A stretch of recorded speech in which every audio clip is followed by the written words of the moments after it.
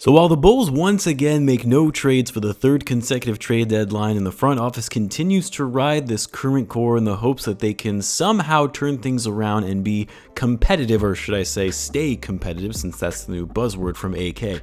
And while the trade deadline is come and gone, it doesn't mean changes to the roster can't still be made as we now enter the buyout market. Players who were and or expected to be bought out of their contracts to become free agents, or players who have already been waived from their respective teams and looking to sign with a new team that has an open roster spot. And signing players off the buyout market seems to be the Bulls' go-to in lieu of actually making meaningful trades. Last season they picked up Patrick Beverley off the buyout market, and the season before that Tristan Thompson.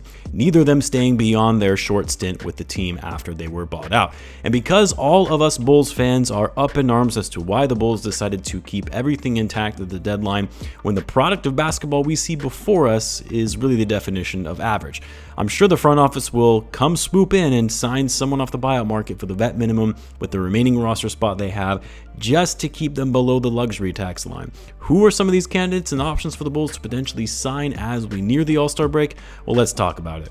But first, a quick word from the sponsor of today's video, Game Time. Now, if you've ever had the pleasure of going to a game in person, it's truly one of the best experiences you'll ever have as a fan, but sometimes the experience of buying tickets is not the best. Are you getting a good deal? Are you not getting a good deal? Are the tickets legitimate? How do you know that you're not being scammed? Well, with Game Time, they take out the guesswork when it comes to buying tickets. You shouldn't have to worry when you buy tickets to your next big event. I actually used Game Time the other day to go to a comedy show here in the Bay Area, and I got a killer deal on the tickets right at the front of the stage for a date night for me and my wife. Game Time is the fast and easy way to buy tickets for all sports, music, comedy, and theater events. Game Time has deals on tickets right up to the start of the event and even an hour after it starts. It really is the best place to find last-minute seats. Find exclusive flash deals and sponsored deals on tickets. With zone deals, you can pick a section where you want to sit, and Game Time will pick the seats for you for big-time savings. And the Game Time guarantee means you'll always get the best price. If you find tickets in the same section and row for less, Game Time will credit you 110% of the difference. So again, take the guesswork out of buying tickets with Game Time. Download the Game Time app, create an account, and use the promo code BULLSCENTRAL for $20 off your first purchase. Terms apply. Again, create an account and redeem the code BULLSCENTRAL for $20 off. Download the Game Time app today. Last minute tickets, lowest price guaranteed.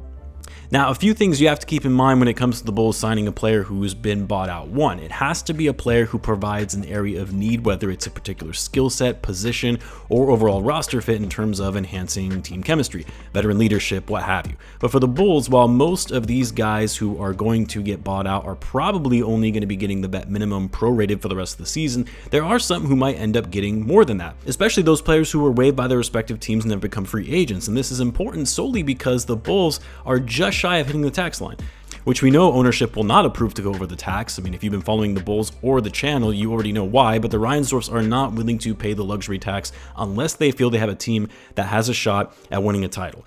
And their history backs that up. And that ownership, the group that we have right now, only have gone into the luxury tax once in their near 40-year tenure. So I say this because whoever the Bulls end up signing, if they sign anyone at all, it's going to be for the vet minimum and minimum only. Thus, I think you can take two guys out of it right away. Two players who were released on the deadline, and that's Killian Hayes and Spencer Dinwiddie. Dinwiddie getting waived was actually pretty shocking because the Nets traded him to the Raptors in exchange for Dennis Schroeder, and Dinwiddie would have been owed $1.5 million in a bonus for hitting a certain number of games played that season. And the Raptors, to avoid paying him that, just waived him. Just a cold business this is sometimes. But either way, Dinwiddie is a very capable player. This isn't a guy who's at the tail end of his career and is hoping to get one final contract to play one more half of a season. And so I do think he's going to have a lot of suitors. And there are going to be teams willing to offer him a bigger payday than the Bulls are going to be willing to afford. Not that the Bulls need another point guard anyway, but Dinwiddie is probably the best player of all the remaining free agents or buyout candidates on this list. Killian Hayes is out because he's just not very good. I mean, if you're getting waived by the worst team in the NBA, a team that is rebuilding when you're only 22 years old, yeah, that should tell you something. Yeah, he might have some upside and maybe he just needs a change of scene, but not something the Bulls are going to pursue given it's another guard they likely wouldn't have a spot on the rotation for, and he'll probably get an offer from some team worth a little bit more than the minimum. Now, the two players that have been linked to the Bulls as the most likely options that they could pursue are Danilo Galinari and Joe Harris. Joe Harris already released by the Pistons, so he's a free agent, and Gallo is being bought out of his agreement and will be taking free agent meetings soon. Now, do I like either of these options for the Bulls? Absolutely not.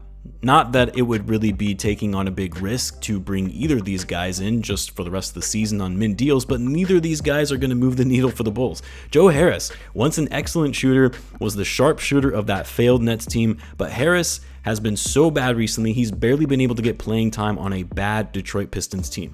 Hasn't been able to shoot the ball like he used to. He's just going to be sitting on the end of the bench, so I don't really see the value in signing him. It's pretty clear he's not the player that he used to be.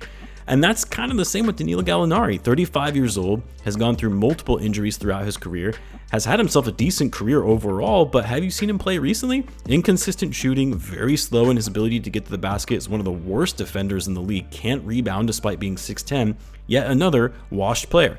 Now, if I had to take a guess at the most likely buyout candidate the Bulls are going to sign, it's probably this guy, meaning Galinari, mainly because AK wanted Gallo a couple years back in free agency, and Galinari chose the Celtics and then had a season-ending injury before ever playing with them.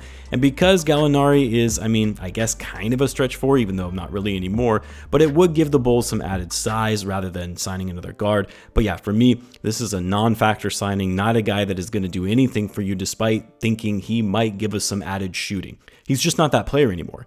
Evan Fournier is another one who will be getting bought out from the Pistons, and I find this one a little more interesting because even though Fournier has dropped off from his prime days in Orlando, he's not that old. He was only 31. And I feel like based on what we saw from him in the FIBA games playing for France, I actually think he's got some run in him still. He just hasn't been good enough to make it into the Knicks rotation and has more or less just been playing in garbage time for them.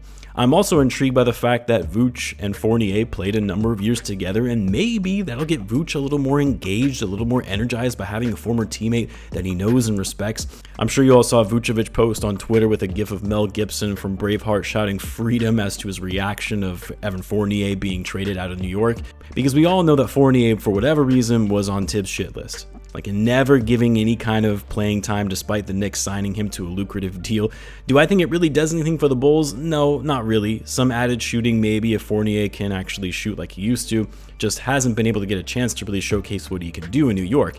Yeah, some vet leadership would be good for the locker room, good vibes for Vucevic, who never really seems to look happy, but that's really about it. Now, there are other guys like Seth Curry who likely will get bought out by the Hornets, but again, another guard that could give the Bulls some shooting, but he's also had a rough season and a small guard who can't play defense. Bulls don't need any more of that. Then there's also talk of Kyle Lowry and him reuniting with DeMar DeRozan. Again, for the vibes, makes a good story, and Lowry, even for his age, is still a very smart and savvy point guard, could provide some mentorship to both Coby and Ayo and hopefully take away those minutes from Javon Carter. And I guess it's a low-risk signing as the Bulls wouldn't keep him beyond the season, and if they are in fact trying to stay competitive and win now, that's a winish now type move. But again, more guards, Bulls got to be focusing on more size on the buyout market. You know, Marcus Morris would be interesting. Come in and act as sort of an enforcer, and he's still an okay player too, but at the same time, this kind of gives me Tristan Thompson vibes right now if we were to sign him. Then there is also Bulls legend, former Bulls legend, Robin Lopez. Rolo, though, is washed. I don't even know if it would make sense considering we already have Vucevic and Drummond, but bringing in Lopez purely for the comedic relief and the stories, I know it would be dumb and pointless, but then again, so is this season. There's also Cedi Osman. They're saying it's possible the Spurs might actually buy him out. Hasn't been done, and I'm not really sure why the Spurs would do that. They could just let him walk in the summer unless they're really wanting to open up that roster spot to sign one or two more players. But Osman is an intriguing one because he's always been a solid three-point shooter, good wing to help spread the floor, and he's not old like a lot of these other guys that I talked about. He's only 28, and given it's low risk, you pick him up without trading anything to get him, see how he does for the remainder of the season, then you also have the option to re-sign him in the summer. But yeah, I don't know. In going through all these options, it's pretty limited in terms of bringing in a player who can actually provide meaningful impact both on and off the court. This isn't going to be like a Pat Bev signing who actually did a meaningful job in picking up the energy of the team and closing out the season post-All-Star break pretty strong. And hey, it's also very possible the Bulls don't pick up anyone off the buyout market and they keep the group as is and see where this can take them. But if I had to choose one player for the Bulls to pick up off the buyout market, I guess it would probably be Marcus Morris or maybe even Evan Fournier. Not really interested in guards or guys who are clearly washed and aren't going to impact winning. But we'll know soon enough if the Bulls will be making a move and signing one of these guys. I am curious to know who you would like to see the Bulls signing among these options. Let me know in the comments. As always, be sure to subscribe, and I will see you in the next one.